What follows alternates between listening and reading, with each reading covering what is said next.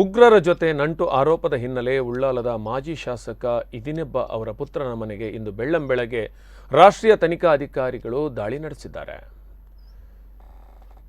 Syria ಮೂಲದ ISIS ಉಗ್ರರ ನಂಟಿನ ಹಿನ್ನೆಲೆಯಲ್ಲಿ ದಾಳಿ ನಡೆದಿದ್ದು 10 ವರ್ಷಗಳ ಹಿಂದೆ ಬಾಷಾ ಅವರ ಮೊಮ್ಮಗಳು ಐಸಿಸ್ ನಂಟಿನ ಹಿನ್ನೆಲೆಯಲ್ಲಿ ಸಿರಿಯಾಕ್ಕೆ ತೆರಳಿದರು. ಈ ಕುರಿತು ಪ್ರಕರಣ ದಾಖಲಾಗಿತ್ತು. ಬಾಷಾ ಅವರ ಮೊಮ್ಮಗಳು ಅಜ್ಮಲ್ ಕಾಸರಗೋಡು ಮೂಲದ ಯುವಕನೊಂದಿಗೆ ಮದುವೆಯಾಗಿದ್ದು ಸಿರಿಯಾ ಐಸಿಸ್ ಉಗ್ರರ ಸಂಪರ್ಕದಲ್ಲಿದ್ದ ಆಕೆಯ ಪತಿ ಮತ್ತು ಮಗುವಿನೊಂದಿಗೆ ನಾಪತ್ತೆಯಾಗಿದ್ದಾರೆ.